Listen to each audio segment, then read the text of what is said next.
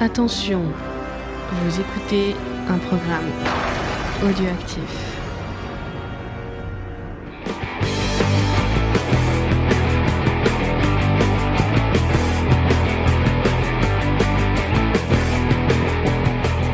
Salut à tous et bienvenue dans Comics Discovery, l'émission qui vous fait découvrir le monde du comics comme ne le dit plus le générique nous avons changé de générique. C'était Radio Campus qui l'avait produit. Donc, c'est bon, on va pas en parler. Je fais ce que je veux, c'est mon émission. Du coup, aujourd'hui, on devait recevoir Monsieur Garcin, mais finalement, il n'est pas là. On va voir, peut-être qu'il va arriver au fur et à mesure avec du retard. On va appeler l'épisode En attendant Garcin. En attendant Garcin. Ouais, c'est vachement bien. Ouais, d'accord, je l'appelle comme ça. Bonjour à Faye, ça va Faye ? Écoute, j'ai la gorge encore qui est un peu prise, j'ai pris du thé avec moi, on va voir si je tiens le coup. Voilà. D'accord. C'est bien. À côté de toi, il y a Cédric. Salut Cédric. Salut à tous. Ça va ? Ça va bien. Non, à côté de toi, il y a Cédric, je dis. Enfin, je crois. Quand t'as dit t'es malade, il t'a dit c'est bien. Ouais, c'est bien. Elle est tout le temps malade. Donc ça va Cédric ? Très bien, très bien. Et à côté de toi, il y a Damien. J'allais appeler Nemad, mais non. Non, là c'est juste Damien. C'est juste Damien, d'accord. Ouais, Damien, ouais. Je sais même pas où je vais avec ce mot. Ça va Damien ? Ça va, un peu malade, mais ça va. Comme tout le monde. Ouais, c'est ça. Et en face de toi, il y a Igor. Salut Igor. Salut. Ça va ? Moi ça va. Ok, si tout le monde va bien, c'est parfait. On va commencer cette petite émission tranquillement avec les news et on commence par la polémique Martin Scorsese qui a fait beaucoup parler d'elle sur les réseaux sociaux puisque le réalisateur new-yorkais, comme je viens de dire, Martin Scorsese, est en ce moment en promo pour son film The Irishman. Il y a des petits malins de journalistes qui lui ont demandé qu'est-ce qu'il pensait du MCU et je vais vous donner je vais citer directement ce qu'il a dit, comme ça on va pas m'accuser d'avoir tronqué ses propos. Il a dit je ne regarde pas ces films, j'ai essayé vous savez, mais ce n'est pas du cinéma. Honnêtement ce à quoi ils me font le plus penser, aussi bon soit-il, avec des acteurs qui font de leur mieux étant donné les circonstances. Ce sont des parcs d'attraction. Ce n'est pas du cinéma avec des êtres humains essayant de transmettre une expérience émotionnelle ou psychologique à d'autres êtres humains. Et je pense qu'on en a parlé un tout petit peu en off tout à l'heure et a priori il a pas trop tort puisque ça reste des blockbusters donc les comparer à des parcs d'attraction, je trouve ça pas trop déconnant. Ça va avec je pense pas qu'on aille voir un film du MCU pour un message ou pour qu'on nous transmette je sais pas Oui non, sur le fond il a raison. Il y a des fois tu vas au cinéma pour voir un film un peu philosophique ou qui va t'apporter quelque chose et puis des fois t'as juste envie d'en prendre plein la gueule, comme des fois tu vas en boîte écouter la musique et des fois t'écoutes une musique un peu plus recherchée pour vraiment la musique. Il y a différents styles, c'est pas parce que il n'y a pas un cinéma quoi. Et sur le terme parc d'attraction, je pense qu'il a totalement raison quoi.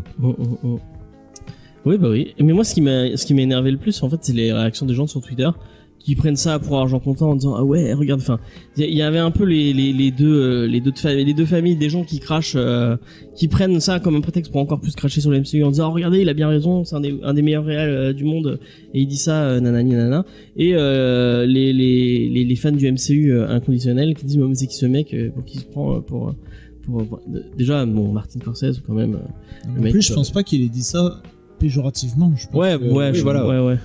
En même temps, il a pas donné une échelle de valeur. À quoi ça sert ?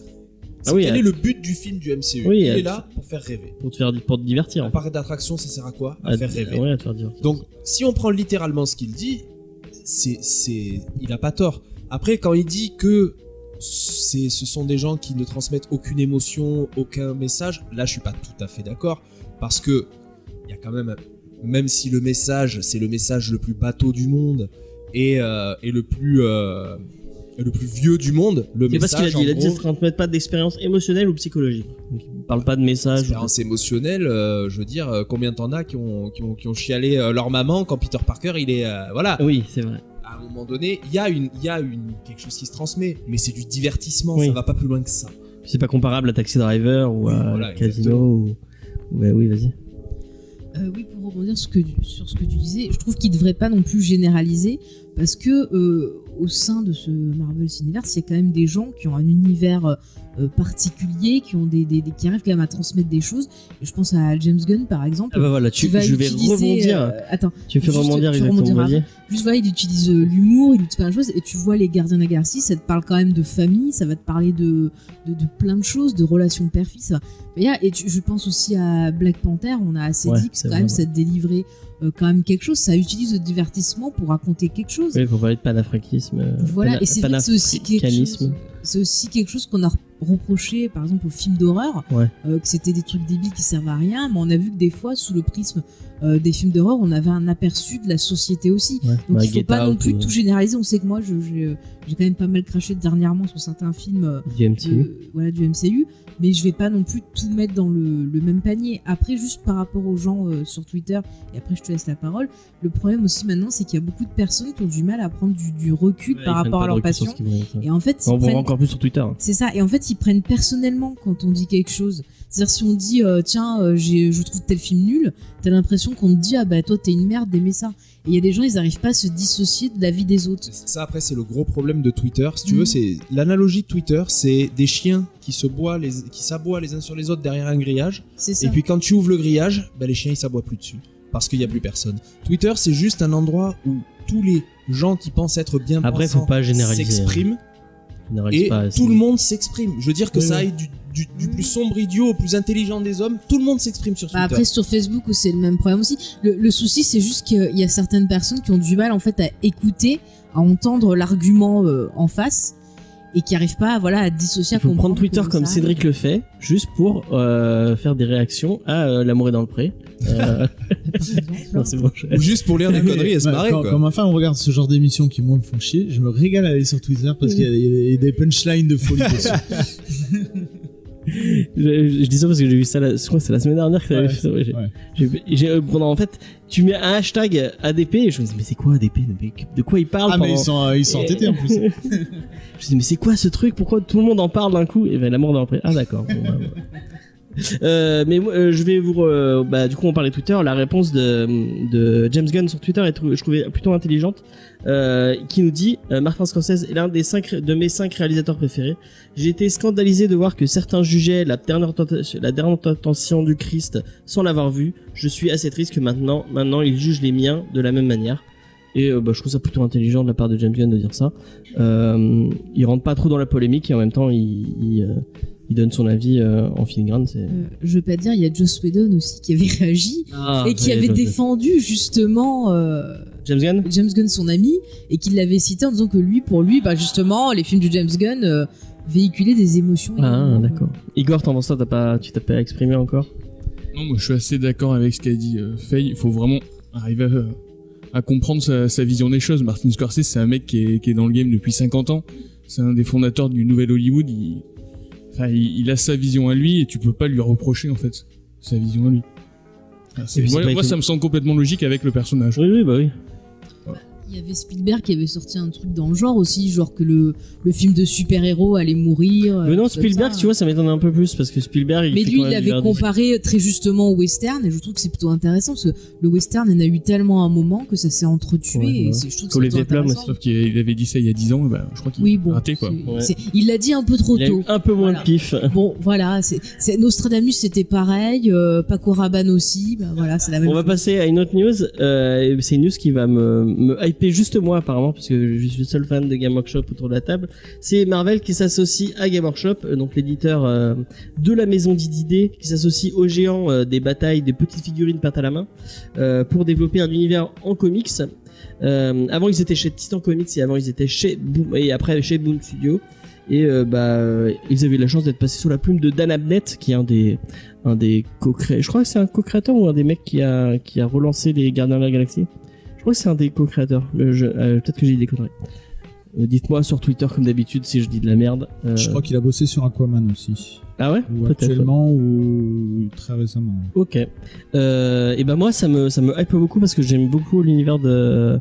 Je trouve que c'est un des trucs qu'ils ont bien réussi chez Game Workshop, c'est leur univers, notamment Warhammer qui a un univers de dark fantasy très très crade, assez sympa, et Warhammer 40 000 où là c'est dans du futur avec un côté un peu. Si vous connaissez un peu les trucs de Blizzard ils se sont vachement inspirés de l'univers de Warhammer, mais ils ont pratiquement pompé l'univers de Warhammer.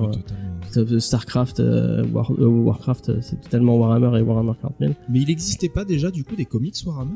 Si, bah, c'est ce que j'étais en train de dire. Oui, oui, c'est très très vieux. Hein. C'est Game Workshop, c'est une entreprise anglaise qui a pignon sur rue depuis super longtemps. Moi, quand j'étais petit, j'en achetais. Il y avait déjà des comics, il y avait déjà des bouquins. Mais je trouve ça cool que ce soit Marvel qui reprenne. J'espère qu'ils vont garder cette patte un peu crade et un peu comment dire, un peu, enfin peut-être punk. Je sais pas si si Warhammer, ça reste, le Warhammer 40 000 en tout cas, c'est quand même vachement steampunk comme. Ouais, il y a un petit côté steampunk. Comme univers. Peut-être pas steampunk, mais punk en tout cas. Ouais. Punk, ouais. Quand tu vois les orques avec leur gros véhicule avec plein de. Enfin, c'est vraiment un univers cool. Il y a des armes, il y a des espèces d'armes à moto. Ouais. C'est assez ouf quoi. Donc c'est un univers que j'aime bien. Je pense que je sais pas si j'en achèterai, mais en tout cas je jetterai un coup d'œil si ça. Et on peut espérer que ça arrive en France. Pourquoi pas. Donc voilà. Je suis le seul que ça. Ah ouais. Toi, si t'avais ça te parlait. Moi, je suis pas plus fan que ça. Donc, donc voilà, c'était la news. Moi, ça pourrait m'intéresser si éventuellement. Moi, ce que j'aimerais, ce que j'attends depuis très longtemps, c'est une série Warhammer. Ah. Parce que le lore de Warhammer, il est génial. Ouais. Comme Starcraft en parlait, ou même Warcraft, le lore est tellement fou, tellement rempli tellement vieux en plus, ils l'ont tellement, ça a tellement été écrit plein de fois. Exactement. Et il y a plein d'histoires et tout, et il y a vraiment. Ça s'étale sur des milliers d'années, enfin c'est complètement fou. Quoi. Et en plus, pourquoi pas. Et en plus, ouais. Voilà. Alors, news suivante. Est-ce que vous avez de l'argent à perdre? Non. Kevin Feige veut vous faire perdre un peu d'argent. Si vous avez $550 à perdre, et Disney a une petite idée pour vous les faire dépenser. C'est le coffret ultime de Infinity Saga. Les 23 films de la saga en Blu-ray avec quelques maigres bonus. Je pense que c'est vraiment le mot, puisqu'il y a juste une lithographie, une lettre de Kevin Feige qui vous remercie d'avoir acheté. Non, je sais pas ce qu'il dit, mais en tout cas, il y a une lettre de Kevin Feige. J'espère pour ce prix-là, il les a toutes signées et écrit lui-même. Un seul DVD de bonus, alors qu'il y a une myriade ils ont des making-of. Un seul DVD pour 20, que des scènes coupées, je crois. 23 films. Ouais. À un moment donné, tu vas sur YouTube et tu prends juste les scènes coupées que tu trouves sur YouTube. Ou les bêtisiers. Il y a au moins 20 ou 30 heures de. Pour l'instant, on n'a pas de sortie en dehors des US, mais je pense que le Papa Noël va se faire vite changer ça. Mais je trouve ça vraiment cher. J'ai pas d'idée. Il y a quoi comme toi qui est peut-être Igor. Le Seigneur des Anneaux, ils avaient sorti le coffret là tout en cuir avec l'intégrale Hobbit et Seigneur des Anneaux. Avec mais un coffret avec autant de films. Est-ce que t'as des souvenirs de ça a déjà existé, mais jamais aussi cher. Parce que, je sais pas si tu fais le calcul, ça fait plus de $20 le film, cher, hein. Qui du coup, dans certains ont plus de 10 ans.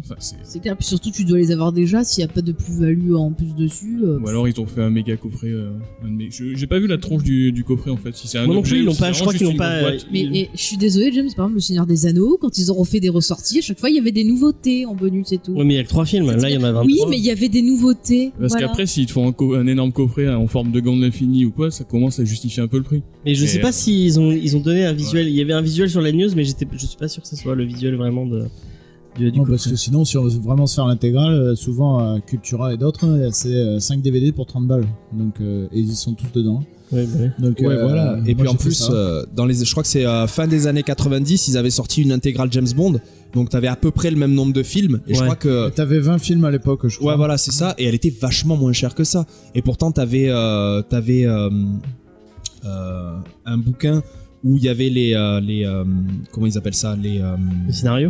Les pages des dialogues ou des scènes qui ne sont pas dans les films. Ah d'accord.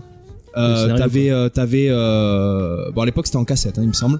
Donc t'avais une cassette bonus où tu avais certaines scènes coupées ou certaines interviews qui n'étaient jamais passées ou des choses comme ça. Je crois que j'ai jamais vu des bonus en cassette. Après James Bond, je crois que le plus vieux il date de 60, donc là c'est clair, celui-là il se vend pas cher quoi, mais Là, c'est clair que le coffret était beaucoup moins cher dans l'ensemble. Ouais, voilà. Ouais, je crois que c'est le 23e ou le 24e qui va sortir là. C'est le 24e, il me semble, ouais. Ouais, qui va sortir là, donc tu vois, t'as à peu près l'équivalent. Ouais, bah ouais. Ouais, bah c'est ça. Avec des meilleurs films. Vivement que ça s'arrête. 5e, puisqu'il y en a eu. Ah, mais oui, il a commencé au 21e, d'accord. Oui. Ouais, ouais. D'accord. Bah voilà, si vous avez des sous à perdre et que vous êtes aux US, n'hésitez pas à nous dire si vous allez acheter ce coffret. Ce ne sera pas notre cas. Non. Parce qu'on n'a toujours pas acheté Infinity War, nous. Elle me dit... Parle dans ton micro. Je ne l'achèterai pas. Si tu veux te l'acheter, vas-y. Moi, ça me brûlera les mains plus qu'autre chose. Le seul film Marvel que j'ai en Blu-ray, c'est Iron Man 1. Voilà. Bah Avengers quand même. Enfin, ça. Non. Enfin, moi c'est comicsblog.fr qui me l'avait. J'avais gagné un concours à l'époque pour la sortie d'Avengers. Mais il est dans ma collection Whedon. Je te l'ai filé. Elle me l'a volé. Ok. Il y a pas de. Alors qu'elle me fait toute une histoire. Ça me fait un elle trou veut pour pas la mélanger les comics Star Wars et les comics de. Bah non, c'est Star Wars. Ça va dans la collection Star Wars. C'est pas dans la collection comics. D'accord. Oh là là. C'est pas grave. On réglera nos problèmes une autre fois. On va passer, on va donner le micro à Igor. Je suis sûr qu'il a envie de parler de Bird of Prey et de ce trailer qu'il a dû adorer. Moi, je vais m'énerver. Non, mais c'est vrai que ça fait longtemps, hein. J'ai pas parlé de. Alors, dis-nous à quel point tu attends ce film. Non, moi, non, je l'attends pas du tout. Mais ça me choque absolument pas. Ça ressemble à du Suicide Squad. Et encore une fois, vous détestez tous Suicide Squad, mais les gens ont aimé Suicide Squad. Il y a un vrai public pour ça. Et moi, je comprends totalement qu'ils fassent la même chose. Même si nous, ça va vraiment nous faire rager. Et moi, ce qui me fait rager, c'est dans la bande-annonce, ça va pas te dire « Regardez les filles, comment on se débrouille toutes seules, on est trop bien, gna gna gna. » Oh, mais ta gueule, quoi. Enfin... Moi, ce que je comprends pas, c'est comment les gens ont aimé Suicide Squad. Enfin, je veux dire, ce film, juste cinématographiquement parlant, a plein de problèmes. Oui, bah. Juste... Même si t'es pas habitué à analyser un film ou quoi que ce soit, tu te rends bien compte qu'à un moment, le film, il tient pas debout. Mais le montage, il pue du cul, enfin bon. Moi, honnêtement, j'ai essayé de le voir 2 fois. Et j'ai arrêté en cours de route 2 fois, donc je me suis dit que c'est vraiment le film. Nous, on a vu la version censurée est pire que la version je sais pas si c'est non censuré ou version longue où tu as toutes les scènes du Joker qui sont ajoutées et tout, mais ça n'ajoute absolument rien au film. Oui, c'est la version en fait director's cut avec le Joker et elle est horrible. Limite, on préfère la version cinéma en fait. Ouais, parce que tout. Il y a plus de scènes avec Killer Croc. On avait pas envie. Le Joker est horrible dans le film et toutes ces scènes sont absolument cringe et puis il est pas drôle. Quoi. Ouais. À un moment donné, moi un Joker qui est pas drôle, c'est pas le Joker. Mais il est pas très. Enfin, dans Dark Knight, il est pas drôle. Le Joker. Mais c'est pour ça que. Oui, mais il est plus intéressant. Oui, et puis Dark Knight, ça se veut être beaucoup plus proche de la réalité, et c'est vraiment ce que Batman donnerait si c'était dans notre monde à nous plutôt que. Enfin bref, on n'a pas envie de voir ce film. Juste pour répondre à ce que tu disais tout à l'heure, j'ai parlé avec quelqu'un, tu vois, de Suicide Squad, et on m'a dit que je réfléchissais trop, et par contre on m'a dit que Dark Knight c'était nul, c'était trop prise de tête. Qui c'est qui t'a dit ça? Quelqu'un de ma famille, de sexe féminin. Non mais après.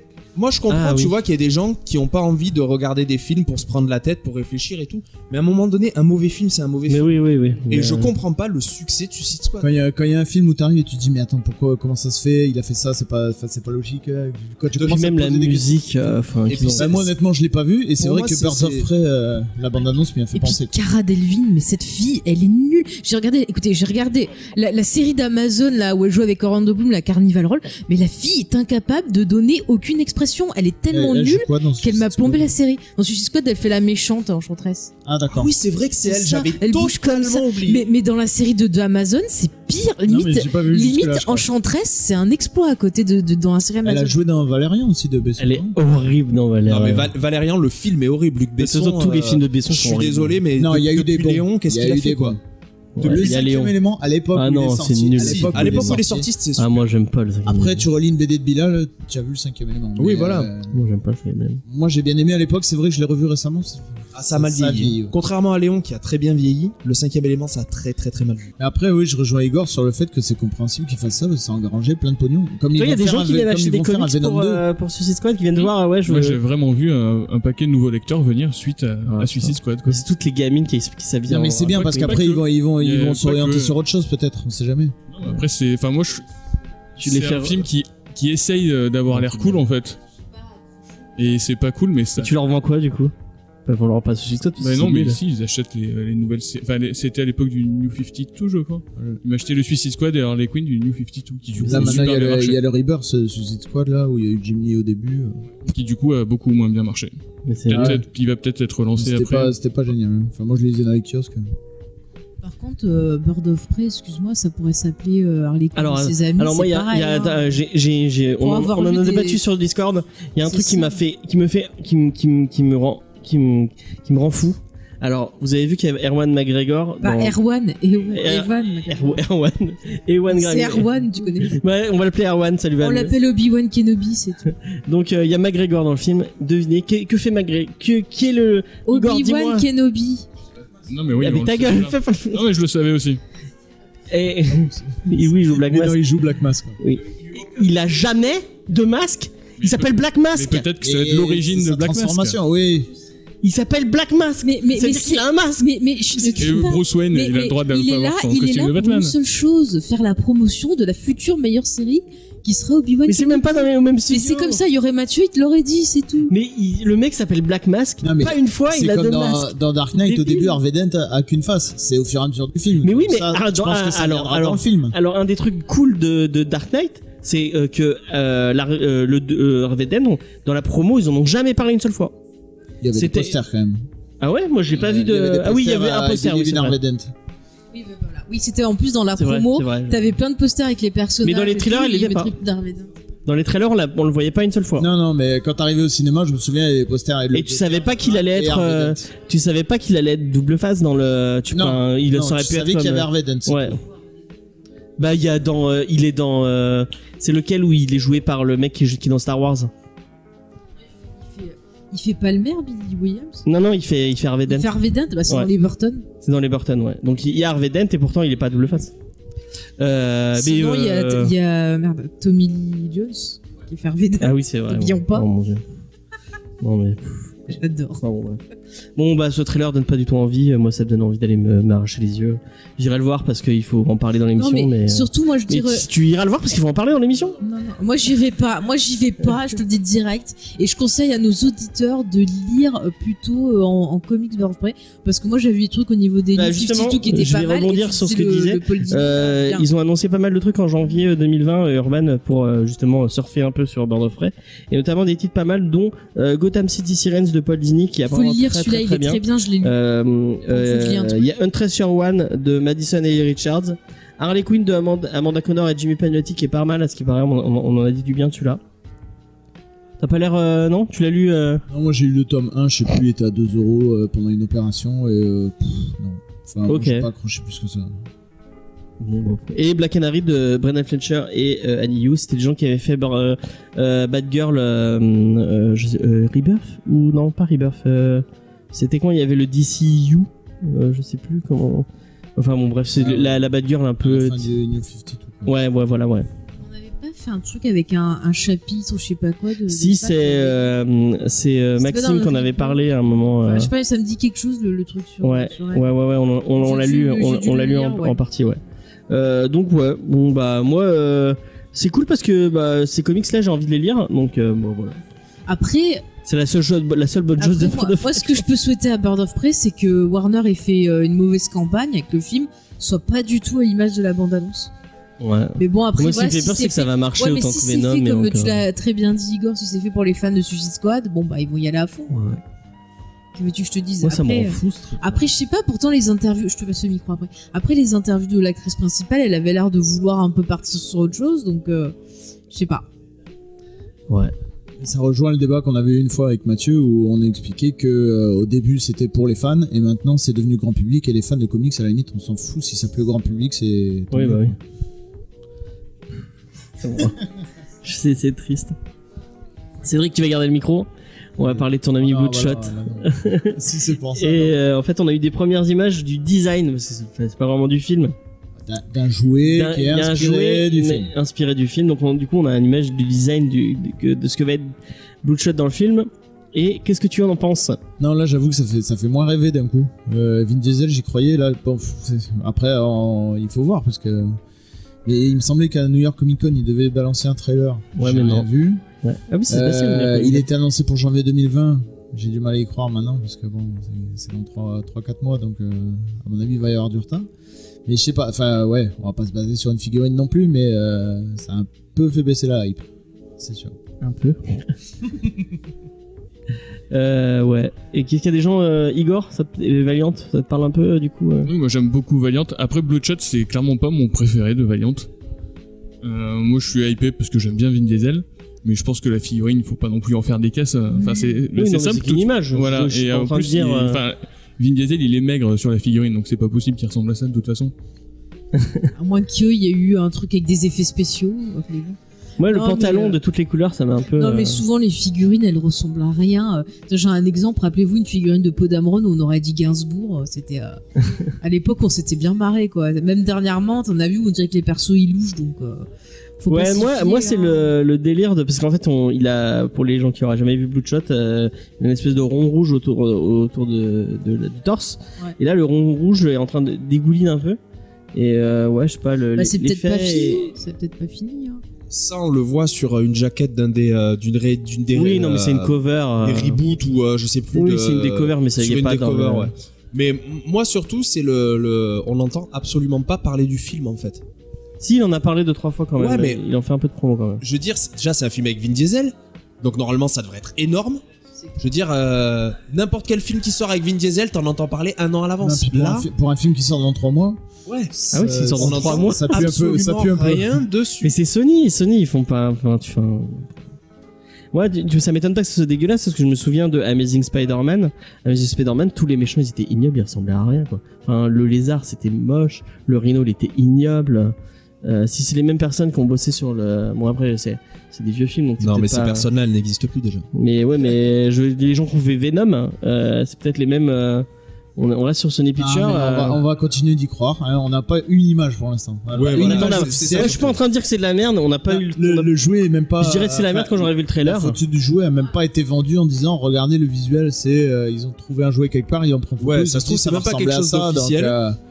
Ouais, à mon avis c'est quand même tu balances pas un jouet comme ça. Non mais ça se trouve c'est juste une ébauche, c'est pas fini, des fois ça arrive qu'ils te montrent juste une ébauche, ça permet aussi d'avoir des premières réactions et ça leur permet après derrière de retravailler le truc, donc c'est après faut repenser au set de Lego où des fois ils balancent des sets de Lego avec des méchants dedans et au final ils sont coupés au montage, on les voit même pas. Oui, voilà aussi, donc faut pas se prendre la tête. Après, c'est vrai que c'est je me prends pas la tête, je dis juste que c'est moche et que. Mais après, c'est vrai que c'est un peu inquiétant qu'on ait pas de communication autour du film. Ouais. Alors que ça dans 3 mois.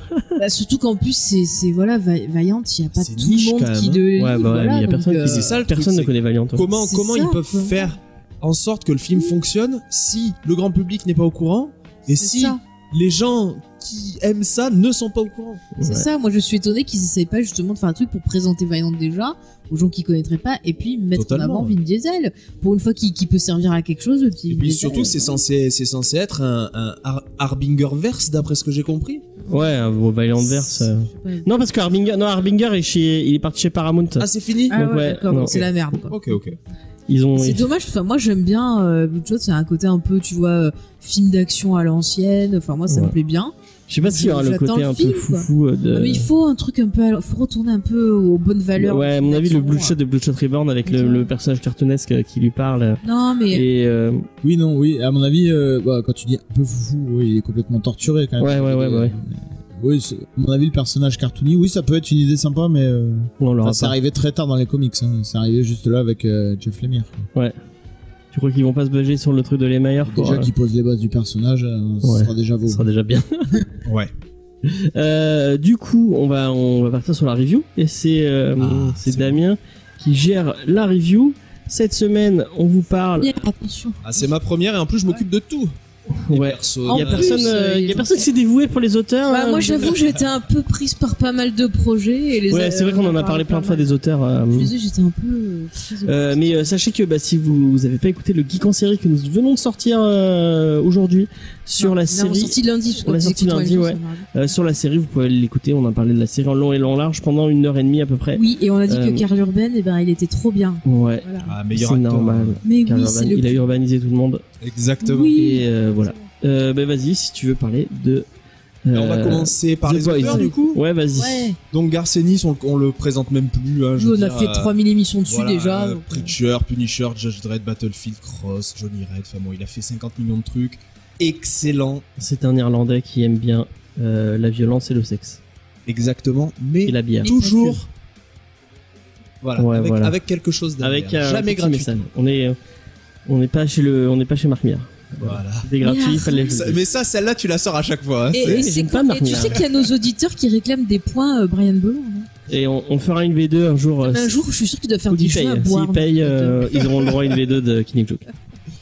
Et donc, on a au dessin Derek Robertson, donc qui a fait beaucoup de choses. Il a commencé avec Space Beaver, puisqu'il était fan en fait des comics où les animaux combattants sont les personnages principaux. Donc c'est un peu, on pourrait comparer ça un petit peu à Rocket des Gardiens, c'est un peu un castor avec des flingues. Ensuite il a été chez Justice League et il créera donc avec Warren Ellis la série Transmétropolitan, dont on a aussi déjà parlé. Les liens seront dans la description pour aller. Voilà, exactement. Si pas fait. Il ira ensuite chez Marvel où il fera un épisode de Wolverine, le titre New Warriors et quelques titres Spider-Man, voilà, genre des petites choses. Ça va être marrant de le voir sur le Spider-Man. Son trait un peu. Ouais, j'avoue, je pense que ça doit être intéressant. Parce que c'est vrai qu'il a un trait assez particulier. Et c'est là que, par l'intermédiaire de Warren Ellis, il fait la connaissance de Garth Ennis et que tous les deux collaborent dans les années 2006 à peu près. Pour de toute façon, ici, c'est approximatif au niveau des dates à chaque fois. Alors, The Boys. Alors, laisse présenter The Boys. Alors, The Boys, on est dans un univers qui est assez similaire au nôtre, on va dire, au niveau historique en tout cas. Ouais. Mais dans lequel les super-héros sont la norme. Ils sont là depuis, on va dire, à peu près 80 ans, un peu plus si on s'en réfère à ce qui est dit en tout cas dans les 5 premiers tomes. Et contrairement à ce qu'on peut voir dans ce qu'on a l'habitude de lire dans les comics, là c'est pas du vaillant super-héros, du sauveur de l'humanité, c'est plus les jeux de pouvoir, d'argent, de célébrité, de sexe, et les super-héros sont vraiment des grosses enflures. Ouais. Donc derrière ça, évidemment, il y a beaucoup de personnages dans The Boys. On va essayer de les schématiser peut-être en 2 équipes. Je pense que tu peux me présenter juste les Boys et puis après les autres c'est des super-héros. Je sais pas si ça. Donc les Boys, importe. On a Butcher, le chef d'équipe. Ouais, voilà. Donc qui lui est là en gros pour prendre sa revanche sur les super après un drame familial, on va dire. Ouais. Il a perdu sa femme à cause des super. On a le petit Yugi. Ou Yugi qui alias Hugh Campbell qui lui en fait aussi a perdu sa petite amie à cause d'un accident d'un super qui s'appelle Train A ou A-Train, E-Train, qui est un genre de Flash mais on va dire détestable au possible et qui en attaquant un super vilain complètement détruit le corps de sa petite amie. Mais il l'a balancé, il a pris un super. Il s'est pris un mur, et il l'a balancé contre un mur et en fait il y avait la petite amie entre les deux. Exactement. Il lui restait plus que les bras. Que les bras dans les mains. D'ailleurs, si vous êtes sensible. Si vous êtes sensible, c'est peut-être pas un comics pour vous. Ouais. C'est encore plus gore que la série télé. C'est vraiment pas pour les enfants. C'est pas pour les enfants, c'est très adulte avec des thèmes aussi très adultes. Ouais, ça parle beaucoup de sexe, beaucoup de. Voilà, exactement. Plus que la série télé. La série télé. La série télé, c'est normal qu'ils aient dû édulcorer un petit peu. Il y a un peu de sexe, mais il y en a beaucoup moins que dans la série. Disons qu'ils ont gardé les choses qui avaient du sens, on va dire. Ouais. Donc ensuite, on a le français. Alors le français, personnage haut en couleur, c'est un poète un petit peu dans l'âme. Il utilise beaucoup d'expressions françaises. Hein. Il est français après tout, mais il est très instable émotionnellement et c'est un tueur de sang-froid sans aucun scrupule. On a derrière la fille. Alors la fille, c'est très particulier puisque ses origines arrivent très tard, donc pour l'instant, je n'en dirai pas beaucoup sur elle, à part qu'elle est très dangereuse et qu'elle est toujours accompagnée du français. D'accord.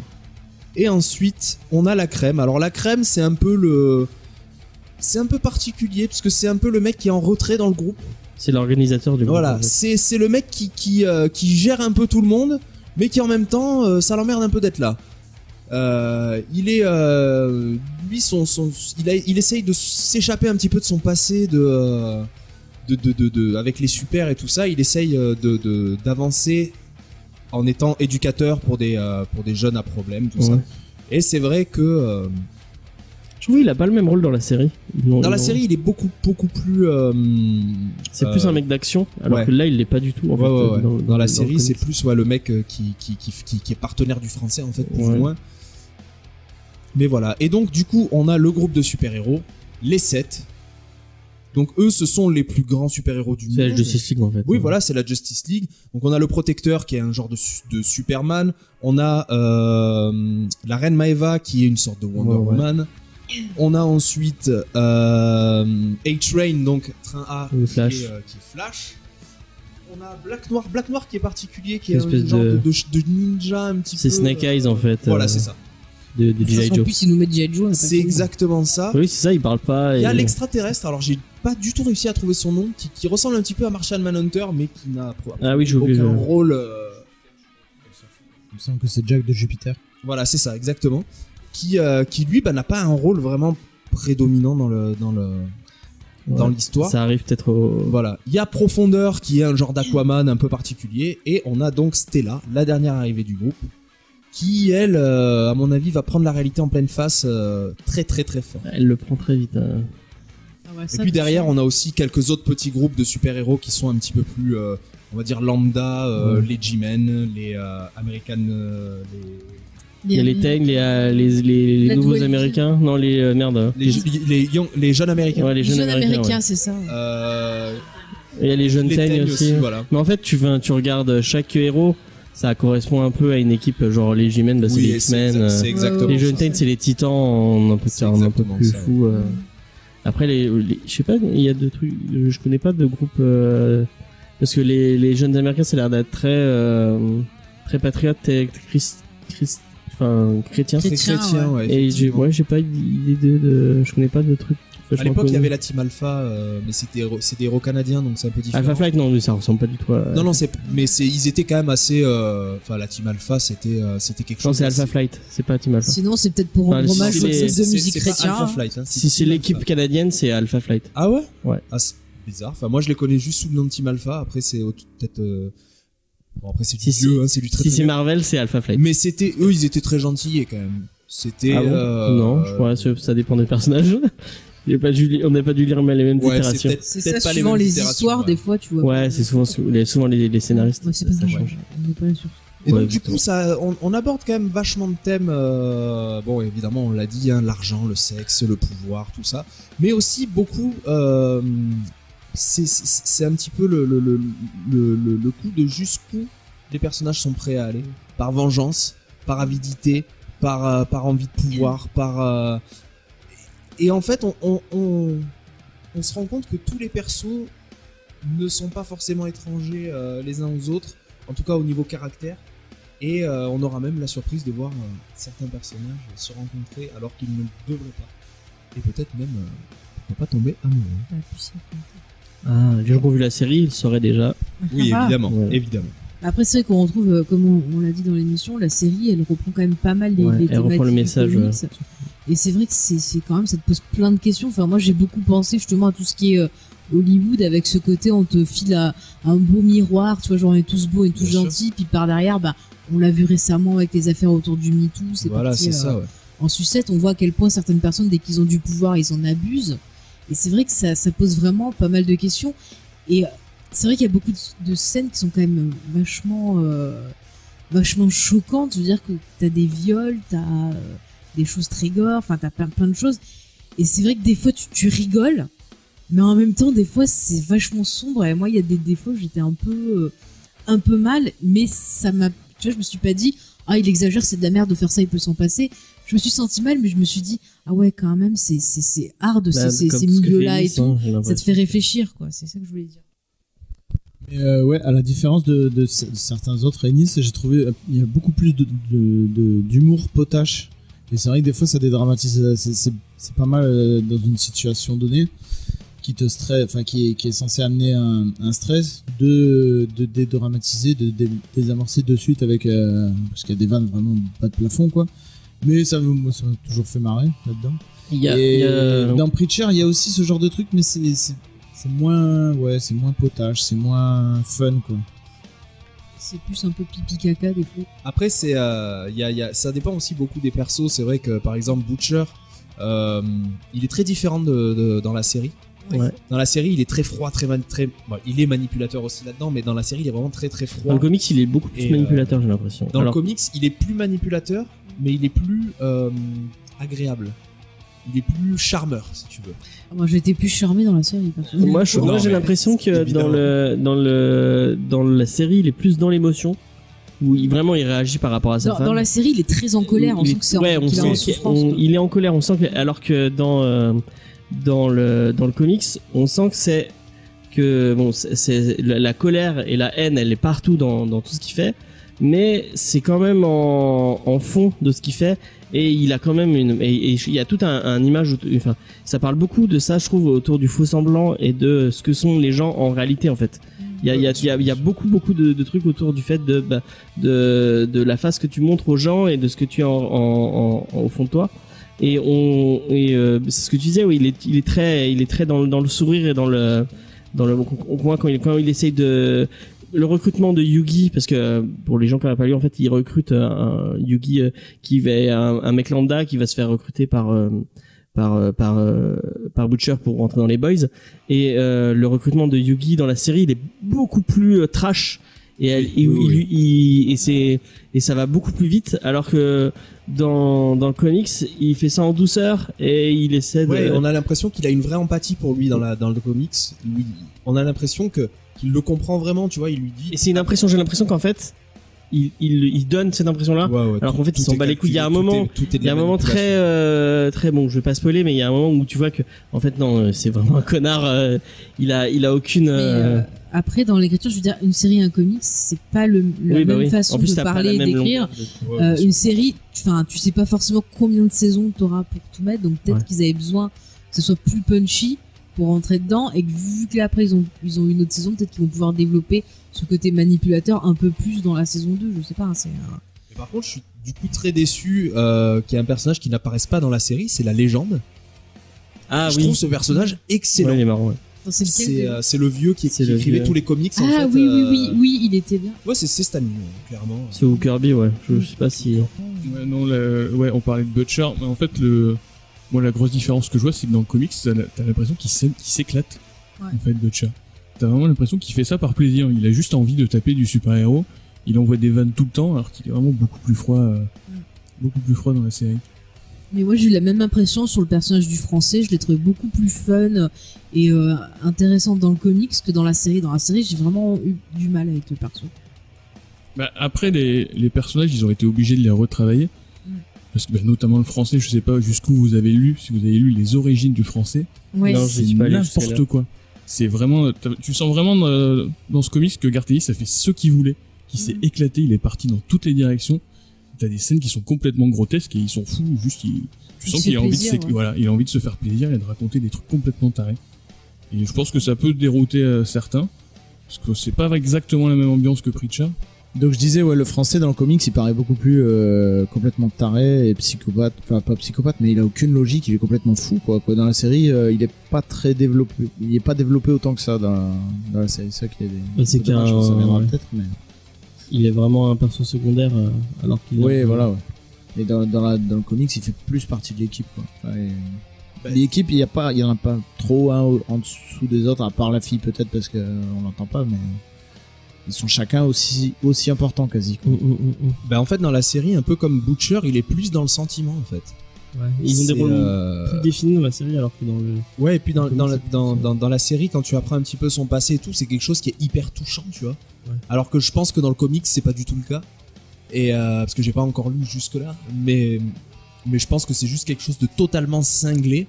Et ouais, au final, c'est vrai que la série est plus dans le sentiment que, en tout cas au niveau de ses persos principaux. Moi, ce que j'ai particulièrement apprécié dans la BD aussi, c'est le sens du rythme au niveau des dessins, dans les gags. Parce qu'il y a des trucs qui sont vraiment... J'ai un gag qui vient en tête, c'est quand Yui a sa première relation avec son amoureuse. C'est très très bon. Et Butcher débarque chez lui et on le voit de dos et on voit Butcher mort de rire et on sait pas pourquoi, on se dit même merde, j'ai raté quelque chose et en fait on tourne la page et on comprend pourquoi l'autre est mort de rire et je trouve que le découpage du gag est au poil de cul. Ça ou même le coup dans la Batcave de comment il s'appelle? Oui, bah j'avais pas. Tech Paladin. Tech Paladin, exactement. Où Yui demande Yui demande d'aller aux toilettes et puis au final il arrive devant les toilettes, il faut scanner rétinien, tout le machin et tout. Au final il finit par poser son cake devant la porte et ça c'est un truc, c'est gratuit mais ça a totalement sa place dans le truc en fait. Moi avec le perso la tech machin, un truc qui m'a fait rire c'est qu'au moins il va chez le psy parce que ce personnage il a un petit souci, c'est-à-dire que dès qu'il voit un trou il faut qu'il mette son zizi dedans et en fait à un moment le gars le psy sort de la pièce et il revient et en fait on comprend qu'il a mis son truc quelque part et du coup il dit est-ce que c'est le chat, il dit non et en fait dans la pièce t'as un plan que ça te montre bien toute la pièce et t'as l'impression que tu joues à Où est Charlie, il faut trouver en fait où il a mis son zizi en fait. C'est ça. Et ça m'a fait rire et toute son histoire autour de ce perso mais c'est pathétique et jusqu'à la façon dont il sauve le monde aussi. C'est incroyable, n'importe quoi. C'est incroyable. Moi j'ai beaucoup aimé cet arc et notamment toute l'histoire autour de l'espèce de Nightwing parce qu'en fait Tech Paladin c'est une espèce de mélange entre Iron Man et Batman, du coup il a un ancien sidekick qui a pris son Libido non un truc comme ça. Non c'est Swingwing. Ah oui mais ça c'est l'ancien et donc en gros c'est Nightwing. Oui totalement. Sauf qu'on l'a un peu il s'intéresse beaucoup, il essaie beaucoup de protéger les gays et en fait on apprend que qu'on lui a pas demandé son avis et que parce qu'ils sont gérés par une espèce d'agent. C'est des produits marketing. Ouais. Et en fait ils nous ont dit toi tu vas faire ça alors que lui est complètement homophobe. Totalement. Et qu'il supporte pas d'être avec des gays et il dit merde je me retrouve avec. Et il y a tout un truc vachement touchant qui va arriver autour de ça et et encore une fois je sais plus je crois que c'est toi qui disais qu'il arrivait à chaque fois. Il y avait des moments vachement dramatiques et il y a toute une histoire vachement autour de la mort d'un jeune gay et c'est super c'est super triste, c'est super dramatique mais toute l'histoire c'est tellement pathétique et c'est tellement en fait que tu souris alors qu'il y a un mec qui se fait buter mais toi tu es en train de rigoler parce que c'est vraiment tellement dans le ridicule mais le truc c'est qu'en plus comme c'est dans le ridicule mais c'est tellement juste de la bêtise humaine en fait que c'est vraisemblable. Et c'est ça qui est incroyable dans The Boys, c'est que même s'il y a des super-héros, même s'il y a des histoires de pouvoir et tout est vraisemblable. Tu te dis ça pourrait arriver demain quoi. Et moi ce que j'ai trouvé aussi pour rebondir là-dessus sur ce côté produit marketing, j'ai trouvé ça paradoxal que ce soit Amazon qui produise ça. Parce que quand même Amazon et Vote c'est le même combat quoi. Ça dénonce complètement ce genre de grosse société GAFA et tout. Donc j'ai trouvé ça paradoxal que ce soit eux qui produisent la série quoi. Vote qui est en fait la société qui en gros gère les sets et une bonne partie des super-humains, pas tous il me semble mais une bonne partie et qui en gros fait des films, des comics, tout plein de produits marketing sur leur dos et qui les gère vraiment comme des produits marketing quoi. Et qui fait des putsch aussi en URSS. Oui voilà en Russie. Et du coup est-ce que c'est un comics que vous avez vraiment aimé, est-ce que toi Igor, est-ce que c'est un comics que tu conseilles en librairie? Alors moi j'ai beaucoup aimé The Boys, après c'est clairement pas pour tout le monde. Que ce soit mais en dehors de la violence, le sexe, je trouve qu'au niveau de l'écriture, c'est vraiment pas le plus accessible des Guerre Tennis. On a vraiment un départ en fanfare qui est hyper fun, où on a plein de vannes, on a des punchlines, tout ça, et je trouve que ça devient vite très bavard. Il part dans énormément de directions en même temps. Moi j'ai beaucoup aimé, mais je pense que c'est pas un truc où tout le monde va accrocher quoi. Moi ce que j'ai bien aimé, alors paradoxalement, c'est le dessin d'Aric Robertson. J'avais dit, alors j'avais justement, je rétablis. C'est pas que j'avais pas aimé, c'est qu'il était tellement bon qu'il retranscrivait tellement bien une atmosphère horrible que ça m'avait stressé. Et du coup, oui, je l'ai trouvé très bon là-dessus. Et d'ailleurs, c'est dommage que je crois que c'est à la fin du tome 1 que il a été remplacé pour 2 chapitres par un autre dessinateur, et vraiment ça m'a limite sorti de l'histoire parce que ils sont beaucoup tout au long moins bons. de la série, il est remplacé plusieurs fois en fait. Par le même. Non, il y a pas mal de dessinateurs qui sont le remplacent à la fin du tome 1, j'ai trouvé ça horrible quoi. Ouais, bah il faut bien qu'il se repose, le pauvre petit. Non, moi j'ai bien aimé, je conseille, mais je vous conseille pas de débuter votre découverte de Garcenis avec ce titre-là, parce que comme tu le disais Igor, c'est peut-être pas le plus accessible. Preacher peut-être plutôt. Oui, Preacher est peut-être un peu plus accessible que celui-là, ouais. Bah, Preacher est beaucoup plus accessible dans son écriture en fait. C'est vraiment parce qu'en fait je les ai lus à peu près en même temps les deux, donc je peux assez facilement comparer. L'écriture de Preacher, elle est impeccable du début à la fin. Ouais. Il y a pas un numéro qui a pas le même rythme que les autres. Ouais. On a vraiment une qualité qui est exceptionnelle du début à la fin, là où dans The Boys tu peux sentir des fois des baisses de régime. Et peut-être Preacher c'est The Boys c'est peut-être plus pour des gens qui lisent du comics mainstream et qui ont envie d'avoir qui peut-être marre des super-héros, qui ont envie d'en. L'avantage de The Boys, je trouve, c'est au niveau du dessin, parce que Preacher, il a quand même un dessin assez particulier qui peut ne pas plaire à tout le monde. Ouais, c'est vrai que Steve Dillon, moi par exemple, j'ai un peu de mal avec Steve Dillon. Alors que Derek Robertson, ça passe. Non, mais moi je pense que si t'as jamais lu de Garcenis ou de gens qui écrivent dans ce style-là, forcément tu peux avoir un rejet du titre. En disant, ah putain, mais c'est quoi tout ce sexe, c'est quoi toute cette violence, tu peux faire un rejet. Mais si t'es déjà habitué au gars, tu vas dire, bon, c'est comme d'habitude, quoi, il est pété dans sa tête, ouais, tu t'habitues, quoi. Et toi, Damien, pendant que tu te mouches. Excusez-moi, la maladie, hein. Bah, ça l'a fait pleurer, regardez ce mouche. Ouais, bah moi j'ai adoré, hein, évidemment. De toute façon, Garcenis, je suis client, très client. J'avais adoré la série à la base. Je voulais, en plus, j'ai demandé à James s'il pouvait me donner tous les tomes parce que je voulais vraiment lire toute la série. Et effectivement, bah je me suis régalé. C'est ce que j'attendais et même plus. Et c'est pas mettre entre toutes les mains. Je pense que il faut avoir un minimum 14-16 ans pour lire ça, ou en tout cas plus, moi je dirais 16-17 ans moi. Être habitué au gore, mais pas le gore visuel, le gore psychologique. Le gore qui te fait avoir des sueurs froides. Oui, parce que c'est pas si graphique que ça, hein. Il y a des non. Je pense que Cross était beaucoup plus graphique que les. Cross était beaucoup plus graphique. Ouais. J'ai commencé effectivement à le lire là. Cross était beaucoup plus graphique et même plus crade que. Mais bizarrement, tu vois, Cross ça a eu moins d'impact sur moi que The Boys. Ouais. Je trouve que The Boys c'est quand même, il tape fort quand même. Ouais. Bah, les thèmes abordés dans The Boys, c'est quand même des thèmes de société. Enfin, je veux dire. La place des femmes dans les grandes sociétés, le harcèlement sexuel, toutes ces choses-là, c'est des choses qui, enfin, je veux dire, on en entend parler tous les jours, quoi. Encore plus maintenant, c'est vraiment un truc qui est vachement d'actualité. Donc, pour revenir sur ça, je trouve que enfin, contrairement à Crost, il y a un fond, il y a une histoire, alors que Crost, on a l'impression qu'il a fait ça un peu pour passer le temps, quoi.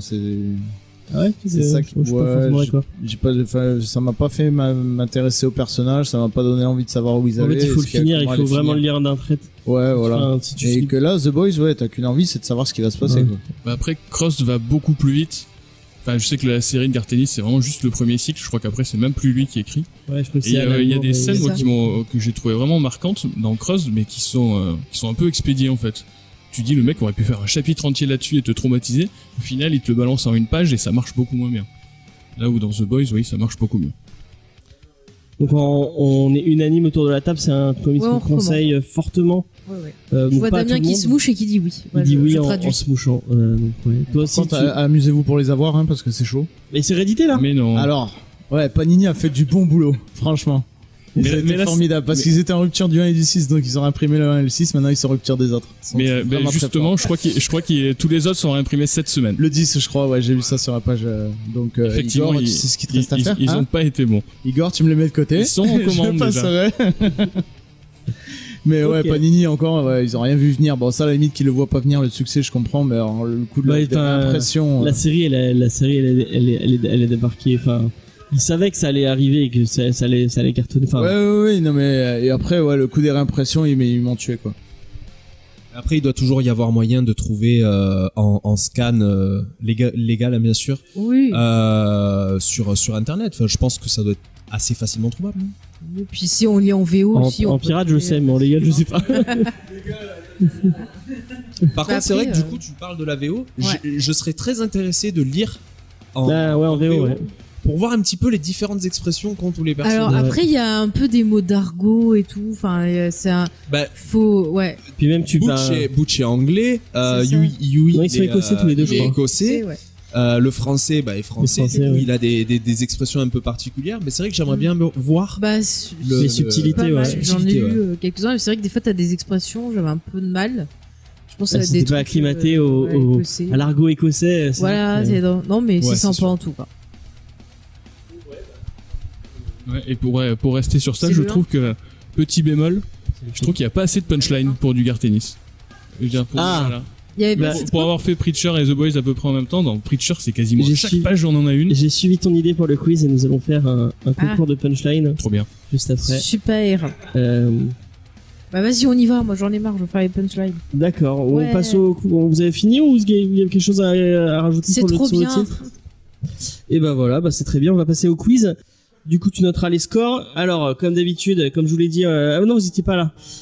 On va faire un petit quiz sur les news. Donc, j'espère que vous avez écouté les anciennes émissions ou que vous avez été assez attentif pendant les news que j'ai dit. C'est pas celle de cette semaine, celle des semaines dernières. Un petit quiz de rapidité. Donc, le premier qui répond aura un point et les trois premiers sont les trois d'entre vous qui auront le plus de points. À la fin, en fait, on va faire un classement général et on va compter les points au fur et à mesure de chaque émission. C'est pour ça qu'il faut que tu les enregistres. Donc ceux qui viennent le plus aux émissions ont plus de chance. Ouais, voilà, totalement. Et on gagne quoi? On gagne quoi à la fin, nous? Et à la fin, vous gagnerez mon estime totale. Et un truc que j'avais oublié la semaine dernière et que je vais faire cette semaine, c'est qu'il y aura une question spéciale pour les auditeurs. On va faire pareil, on va noter à chaque fois. Ils pourront répondre sur les réseaux sociaux. Et je vais essayer de noter, ça va être chiant, mais je vais noter tous les gens. Ça veut dire Faye, fais-le. Non, je vais le faire moi-même, je pense. J'ai l'impression de voir Guy Lux expliquer une règle de jeu à l'époque, tu sais. J'allais dire Koh-Lanta, tu sais. Je l'expliquerai tout à l'heure. Vous devez courir, récupérer la clé dans le machin. Bon allez, on va faire le quiz et puis après on expliquera pour la on fera des tableaux Excel. Enfin oui, mais le tableau Excel est déjà. C'est pour ça que je t'aime. Alors, vous êtes prêts? De quelle ville le maire a voulu interdire Rio. Voilà. Donc c'était Children's Crusade. Donc c'était le maire de Rio de Janeiro qui a voulu interdire Children's Crusade parce que il y avait des personnages gays dans l'émission. J'allais dire Gotham dans le comics. Alors, nouvelle question. Donc un point pour un point pour Cédric. Disney Plus va être disponible en bundle avec deux autres services, lesquels? Ulule, ESPN. Et c'est ça. Découverte nature. Non, tous les deux, ils ont eu raison. J'en mets un point tous les deux. Bah ouais, un point tous les deux. Ulu et ESPN. Un point pour Damien, un point pour Cédric. C'est ESPN, ouais. Du coup, en France, on aura. Non, c'est aux États-Unis. Je sais pas si on l'aura en France. Mais pour l'instant, ils ont pas annoncé de trucs pour la France. Vous avez vu d'ailleurs que le premier pays où ça a été. Pas dans le micro, ça va pas le faire. Le premier pays où Disney Plus a été lancé, c'est la Finlande. Ouais, très étrangement. Finlande, Finlande ou Suède. Finlande, il me semble. Ouais. Oui, en bêta. Ouais, bizarre ça. Faut bien qu'ils testent. Ouais. Là, c'est une question peut-être plus pour Faye, attention. Quel est le nouvel éditeur des comics Buffy aux États-Unis? Boom Studio là. Un point pour Faye. J'ai eu peur. Bravo. Alors, le Joker a gagné un prix dans un festival européen. La Mostra de Venise. Non. Lion d'or. C'est pas la Mostra de Venise. Mais laissez-moi finir les questions parce que sinon ça va être super. Le pauvre Igor qui a pas marqué un point pour l'instant. Alors, le réalisateur des reshoots de Bird of Prey et le réal d'une autre franchise. John Wick. C'était juste John Wick, il fallait pas le nom. Et la dernière question, après on va passer au quiz punchline. Donc peut-être que Igor sera meilleur sur les quiz punchline. Alors il y a un des acteurs du cast de la prochaine série Y le Last Man qui est connu pour une autre série. Bravo. C'est qui? C'est le singe qu'il y avait dans Friends. Non. Marcel, qui est en fait un mec, en vrai. Enfin, une fille, en vrai. Oui. Et il revient... Ceci dit, tu vois qu'on suit bien tes news. Ouais, c'est bien. Merci beaucoup. Du coup, alors le quiz, donc Garth Ennis, il est connu pour ses punchlines assez graphiques. Donc je me suis dit, je vais aller chercher les pires punchlines que je peux trouver sur Internet. Et il va falloir deviner si c'est alors, il va y avoir un point. Si vous devinez de qui, donc si c'est Garth Ennis ou si c'est pas Garth Ennis. D'accord. Et si c'est Garth Ennis, dans quel ouvrage de Garth Ennis. Wow. C'est hard ton truc. Il y aura 2 points, il y aura plusieurs points. Est-ce qu'il y a du Chuck Norris? Non, c'est que du comics. Alors, vous êtes prêts? Allez. J'ai rarement eu autant de peu de guignes. Non, excuse-moi. J'ai rarement eu autant de guignes. J'ai tellement pas de cul que je ne sais même plus sur quoi m'asseoir. Ah, c'est Ennis Preacher? Au pif? C'est pas Ennis. Putain. Et c'est pas Preacher. J'ai testé. Est-ce que vous avez une Vous idée? trouvez qui c'est? Ouais, mais non, vous avez Ça pas. doit être Warren Ellis alors. Non, c'était Mike Carey dans Hellblazer. Et mais peut-être on va faire tourner, ce sera plus simple. Je sais pas si j'aurai assez de questions. Mais on va faire. Donc c'est toi qui as répondu en premier, pour toi, du coup. Alors, et regarde ça. Maintenant, tu rampes les rotules à l'air et tu mets du sang partout. Alors, c'est Ennis. Oui. Mais C'est dans- dans Punisher. Non, c'est dans Preacher. Ah merde. Du coup, pour notre ami Damien, oui, il a un point, ouais, du coup. Je vous connais, je vous trouverai, et je vous refoutrai dans les chattes de votre mère. Alors oui, c'est du Ennis. Mais c'est dans quoi? C'est dans les chattes de votre mère, c'est bien Ouais, ça? dans les chattes de votre mère. Bah, je vais dire Preacher, mais... Oui, c'est Preacher. Parce que c'est... Spoiler, il y a beaucoup de Preacher. Ouais. Du coup, Igor, si on ne peut pas ressentir la douleur, c'est à ce moment-là qu'on veut en infliger. C'est pas Ennis ça? Non, c'est pas Ennis. Je sais pas qui c'est, pardon. C'est Marshall Law. C'est en faisait dans Marshall Law, c'est pas... Ah, c'est une gentille pour du Marshall Law. Ouais. Alors, Faye, du coup, elle est bien longue celle-là. Oh putain. J'aimais bien les émeutes fut un temps. Je me mettais des fringues bien épaisses qui supportaient de se frotter au trottoir. Je m'infectais avec quelque chose de bien contagieux et je sortais casser du flic. Ah, c'était chouette d'avoir 9 ans. Je sais pas, j'ai peur. Je peux le dire ou pas? Non, attends, c'est à moi. Tu sais ou tu sais pas? Est-ce que c'est pas du Ennis et c'est Transmétropolitan? C'est ça, mais c'est Ellis, pas. Ouais, oui, mais je te disais, c'est pas du Ennis. Oui, ah oui, excuse-moi. Oui. Ah. Elle a, bon. bravo, elle Alors, a. j'ai droit à 2 points parce T'as eu 2 points, t'as eu 2 points. C'est ça. Alors. Bon, je vais pas le dire trop fort parce que c'est un peu crade, du coup. Alors, ta mère fait toujours des pipes à $1? Non, elle a doublé depuis que je lui ai pété les dents. Ah putain, je l'ai lu ça. Ça, c'est Ennis. Oui, c'est Ennis. Et c'est dans The Boys. Non, c'est Non dans Preacher. Ah putain. Du coup, Damien, là. Je savais que c'était une bonne idée. Ouais. Franchement, Chuck Norris, c'est de la merde à côté. Hein. Totalement. Ouais. alors, à l'époque, j'étais tellement bourré en permanence que je ne pouvais à peine distinguer la tête de mon cul. Ah, je la connais cette réplique. Non, c'est pas Ennis. Si, c'est Ennis. Est-ce que tu veux deviner dans quoi de Ennis il aurait pu dire ça? Test Preacher. Ouais, non, moi j'aurais plus dit dans Punisher du coup. Et non, c'est dans Preacher. Tu vois, je t'avais dit, il faut toujours dire Preacher. Mais les meilleurs, c'est toujours dans Preacher. Bon, il Et on va finir avec la dernière. Alors. Vous croyez que vous pouvez mettre un truc de cette taille dans votre bouche? Parce que si c'est le cas, j'aimerais bien vous épouser. Alors oui, c'est Ennis ça. Ouais, c'est Ennis. Alors, non, je dirais Punisher. Non, c'est dans Preacher encore. Ni que du coup. C'était un quiz Preacher en fait. Ouais, bah, en fait, je suis allé voir les pires. Il y avait une liste avec un mec qui sur Science Critique qui a repris toutes les. Alors pour information, c'est un collègue à moi de Cultura qui a fait cette liste. Ah ouais? Ça s'appelle Punchline dans ta gueule. Et bah, tu le Science remercieras Critique. parce que elle est vraiment très bien cette. Ça lui fera plaisir. Je suis allé piocher là-dedans en fait, j'ai vraiment aucun mérite d'avoir fait ce quiz.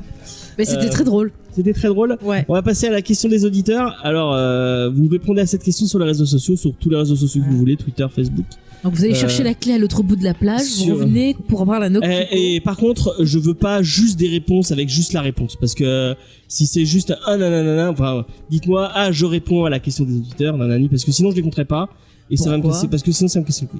Bah, non, ils peuvent dire bonjour, voici ma réponse, voilà. Oui, parce la que politesse. Ça, quand on faisait à un moment, on faisait des concours pour gagner des places de ciné.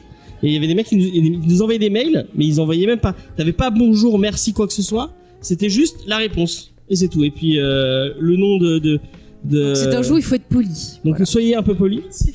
Un peu de civilité. Et c'est, cette réponse, c'est un peu de la pub. Quelle est l'adresse de la meilleure librairie de Montpellier, ou Easter Egg? Donc dites-moi l'adresse de Easter Egg que j'ai dû répéter 1 milliard de fois dans l'émission. Où vous allez chercher. C'est pas très gentil pour ton vendeur qui bosse. Oui, non, mais je suis pas à Montpellier, donc je me vexe pas. Ouais, et en plus, Cultura t'appartient pas, donc. C'est pas bien. La prochaine grave, fois, on fera l'adresse de Culture. Je suis sûr que même lui, il trouve que. Tu es déjà allé du coup historique ou pas encore? J'y suis allé, je suis passé juste une fois il y a 6 mois. Il faudrait que j'y retourne. C'est quand même plus joli que Cultura sans. Mais arrête d'en rajoute pas. Bah, c'est pas la même chose. Je veux pas dire, mais le rayon comics à Cultura, il est très très bien. Oui, c'est vrai. Franchement, c'est pas parce qu'il y a Igor, mais je le fréquente depuis un paquet de temps. J'aime bien ce qu'ils font, mais voilà, ils font pas de BD, et c'est dommage. Ouais. Non, mais j'avoue que pour habiter dans ce coin-là, que heureusement qu'il y a Cultura à Saint-Ouen. Je sais pas pour faire la pub gratuite ou quoi, mais vraiment ils ont un rayon comics de folie. Par contre, la fois où j'y suis allé, ils ont mélangé les Blu-ray, les DVD, et moi qui aime bien quand c'est bien cloisonné, ça m'a énervé. Non, ça c'est pas ma tu le diras à tes collègues, il faut séparer les. On mélange pas le blanc et la couleur quand tu laves. Bon ben voilà, on a fait un peu le tour. Donc répondez à la question. Quelle est la question, Faye? Quelle est l'adresse de la boutique Easter Egg se trouvant à Montpellier? Ouais. D'ailleurs, ils ont fait une super. Ça avait l'air vraiment cool. Une convention ce week-end à Nîmes où ils ont fait un atelier Gundam où vous pouviez gratuitement monté un Gunpla et gagner votre Gundam comme ça gratuitement. C'est vraiment trop cool. Et t'y étais pas? Et ils m'ont invité, ils nous ont dit de venir, mais non, on avait des enregistrements. J'avais un enregistrement avec des invités très prestigieux. On vous dira après. Ouais. Jamais. On dit pas. On dit pas ça pourrait pas marcher. Donc, on vous dit à la semaine prochaine. La semaine prochaine, on vous parle de Doom Patrol, a priori de Grant Morrison, plutôt. Ouais. Donc Doom Patrol de Grant Morrison et un peu de Doom Patrol de Gérard Way, parce qu'il y a les deux titres qui sortent en même temps. Donc comme ça, vous aurez une idée des deux trucs. Nous avons peut-être en invité un ami de Damien qui fait une émission de série télé sur Radio Clapas. Oui. Qui s'appelle Jérémy Compin. Voilà. Qui est l'animateur de Previously sur Radio Clapas. Ouais. Qui est donc vraiment une émission sur les séries. Mais moins bien que la nôtre. Voilà, faut le dire quand même. Je rigole. Mais non, il y a de la place pour tous les passionnés. Voilà, exactement. C'est pas la même chose en plus, ils font plus. Non, c'est pas tout à fait la même chose. Ouais, c'est pas pareil. Mais c'est moins bien. Moi j'aime tous les gens qui parlent de séries télé. Oui, moi aussi. Voilà. C'est pour ça qu'on l'invite, parce que sinon, sinon on l'inviterait pas. Exactement. On fait un petit coucou à Monsieur Garcin. S'il nous écoute. Ah, c'est vrai. Il n'est jamais venu. Il n'est jamais venu. Il n'est jamais venu, malheureusement. Malheureusement, peut-être qu'il y a eu des soucis de travail. D'ailleurs, on remercie fortement si vous entendez un peu de bruit de fond derrière nous. C'est parce que nous sommes dans un bar, nous sommes à la Game Taverne qui est rue Candole. N'hésitez pas, si vous êtes sur Montpellier, vous avez envie d'un endroit où vous posez, boire un coup, ou même vous posez et jouer à un petit jeu, et venez à la Game Taverne, c'est vraiment très sympa. C'est cool. Et puis bon, par contre, le téléphone capte pas, donc si jamais Monsieur Garçon nous a contacté, on n'a pas eu de ses nouvelles. Et on le réinvite quand il veut, il nous dit quand il a envie de venir. Il n'y a pas de souci. On parlera de comics ensemble, ce sera avec plaisir. Moi je vous dis à la semaine prochaine. N'oubliez pas d'aller écouter le Geek en série sur The Boys qu'on a fait avec Faye. Tout à fait. Et vous pouvez retrouver toutes ces informations sur le site jamesfay.fr. D'ailleurs, on a basculé Comic Discovery dessus pour recentrer. Je sais pas si tu l'avais dit. Je l'ai dit parce que le site, malheureusement, j'ai fait une connerie avec le certificat SSL et le site est down. Bravo. On remercie One and One qui sont un peu des connards au téléphone qui disent allez faites ça et puis après quand tu le fais tout est niqué. Mais et quand tu l'as fait ils disent mais non ça les fait. Ce qu'il faut dire c'est qu'ils t'ont dit de faire un truc et que t'as fait n'importe quoi. Ils t'ont dit ne touchez pas ça, rappelez-nous avant. T'as dit non c'est pas vrai. Ah c'est pas vrai. Si, je m'assure que c'est pas vrai du tout. Non c'est pas grave. Vous allez sur jamesfay.fr, vous retrouvez toutes nos productions. En même temps c'est plus simple. On va sortir bientôt un ciné blabla sur Hit chapitre 2, enfin sur ça 1 et 2. où on crache bien comme il faut sur le téléfilm.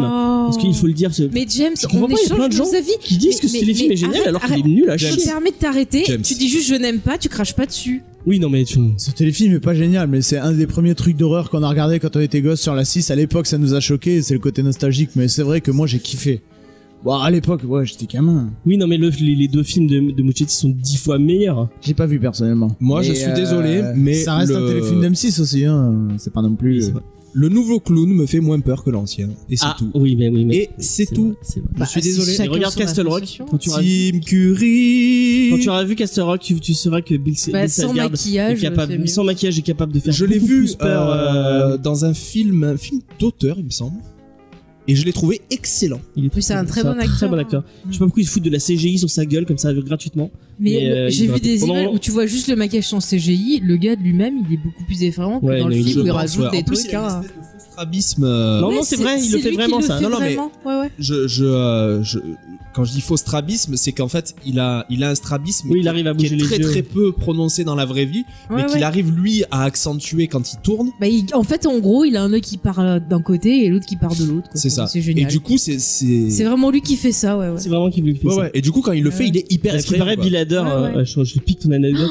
Bill Hader, qui est génial, si vous avez pas vu Barry, allez voir Barry, c'est une des meilleures séries que j'ai jamais vues. On va en parler bientôt. On en parlera bientôt, c'est génial. Donc Bill Hader, cet acteur exceptionnel qui joue dans ça, est allé voir Bill Skarsgård dans l'offre du c'est marrant le truc que que tu as fait dans le film, est-ce que tu fais pour de vrai? Et il fait il lui a dit j'aimerais bien savoir comment dans le film vous avez fait pour faire cet effet, et il lui a dit tu parles de ça, et il lui a fait devant lui, et le mec il fait merde, c'est toi qui le fais quoi. Je vous dis à la semaine prochaine, je sais pas encore où on va tourner, on verra bien, et puis voilà, on est comme d'habitude, n'hésitez pas à aller écouter les autres podcasts du label Audioactif et de James C. Fay. Et puis voilà, allez. Salut. Bye. Salut.